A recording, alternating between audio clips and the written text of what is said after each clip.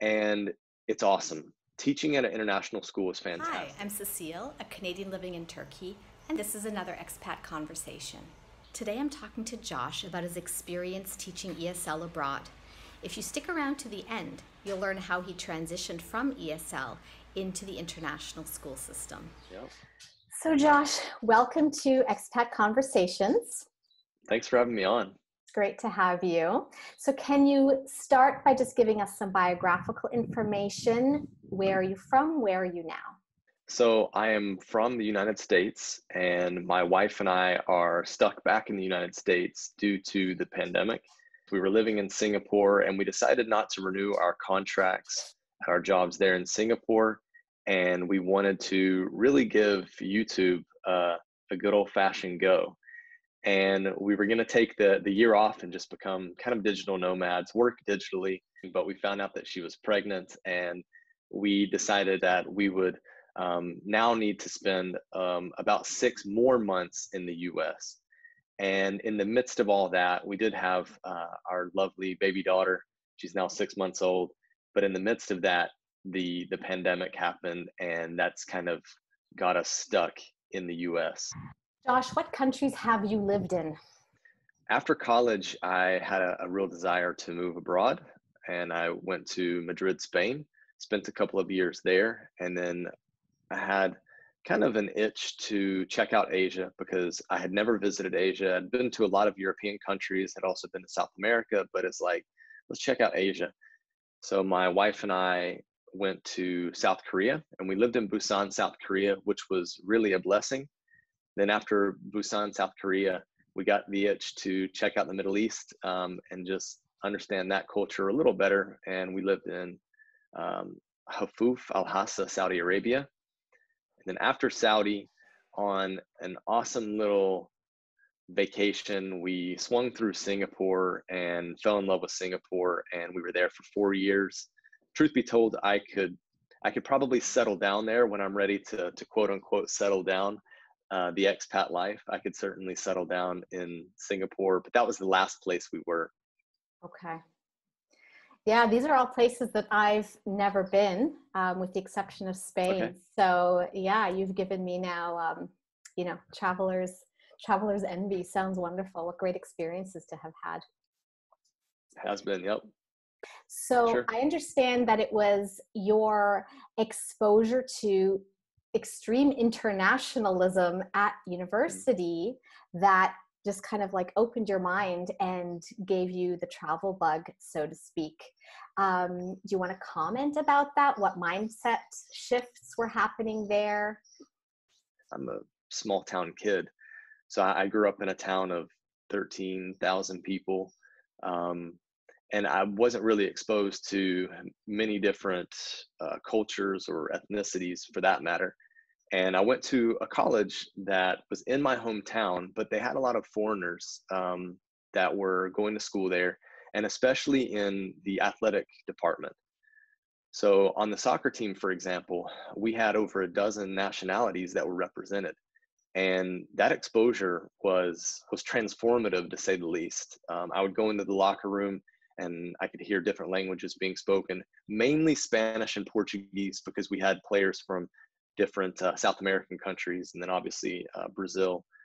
And then you also had British international students that had a different way of speaking English, right? A different accent. So all of that kind of opened my mind up, opened my eyes up to the world.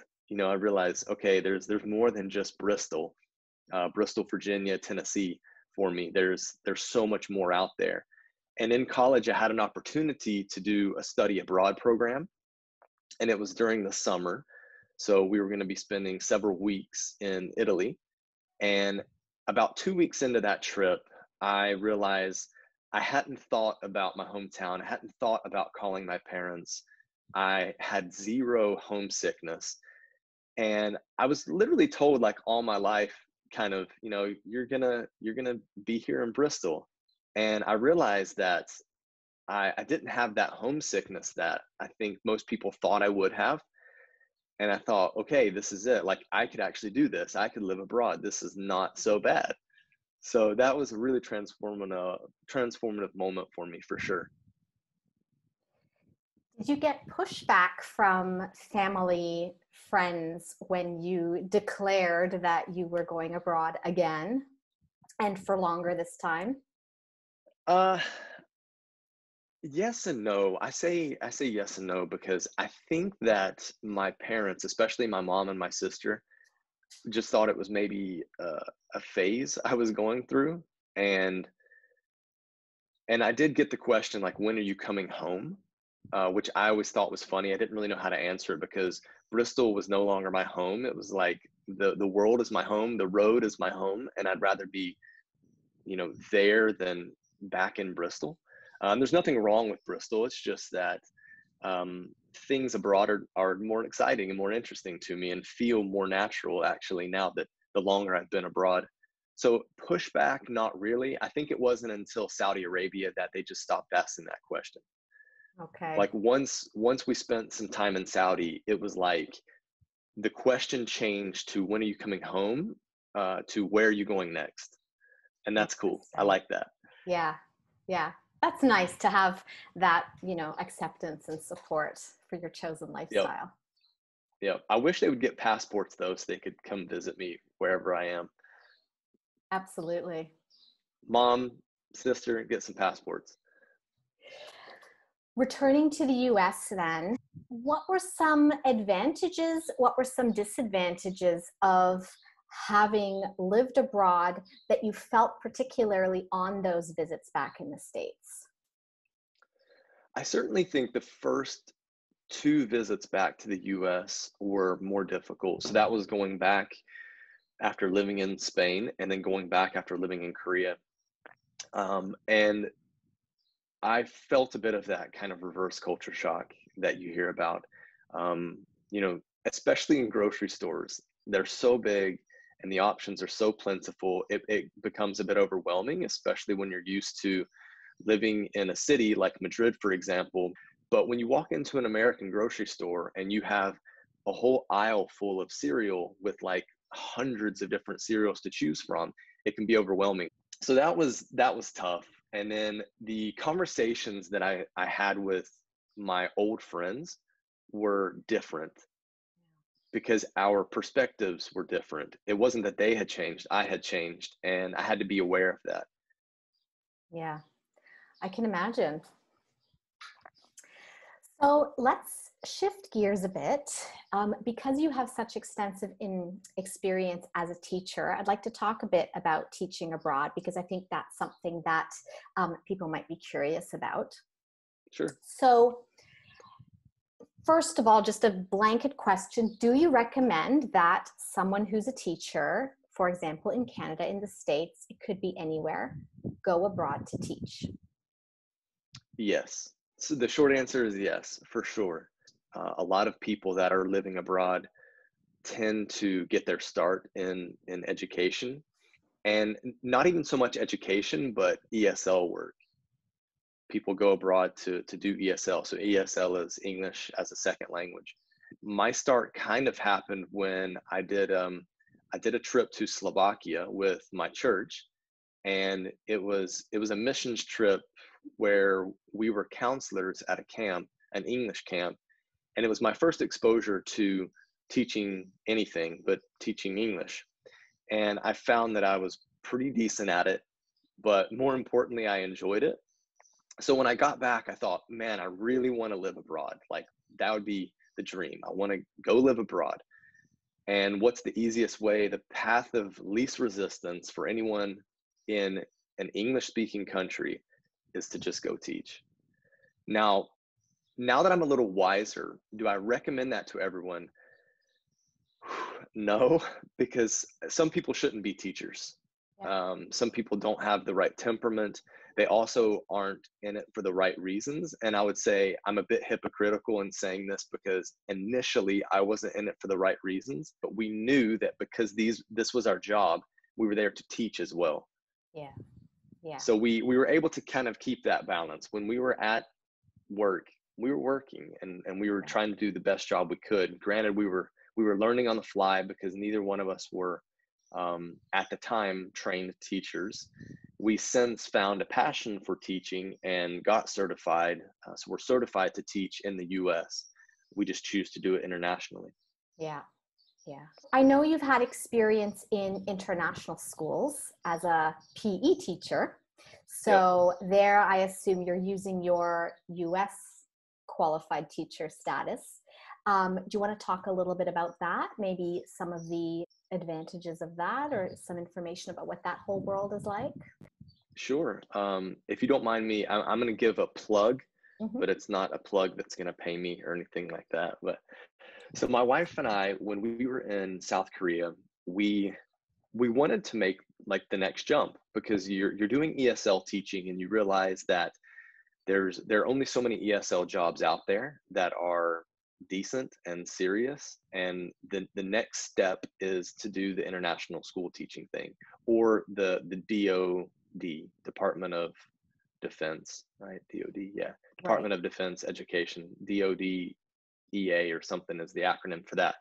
So you have kind of two avenues, but both of the avenues require you really to become a certified teacher in your home country. So we knew that we needed to get a state certification, and we found a program called Teacher Ready. And Teacher Ready is based in Florida, so it allows you to get a state certification in Florida. And that required us to do a course, and then we would go sit for our exams. And all of that took about a year to do. So while we were in South Korea, we were also preparing for our next move. And it was huge. It was huge having that certification, because it literally opened up any place in the world that has an international school.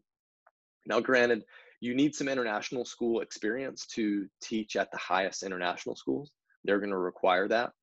But we found a great school in Singapore that hired us both on. My wife wanted to stay in ESL, so we both got our teaching certifications in ESL. But then I also got mine in physical education, because I had a lot of coaching experience with youth soccer, and I had a decent background in physical education, so I was able to study for that, sit for the exam, and then get that job in Singapore as a PE teacher. And it's awesome. Teaching at an international school is fantastic. Teaching in an international school, in at least in Singapore in Asia, you're working with kind of a different level of student.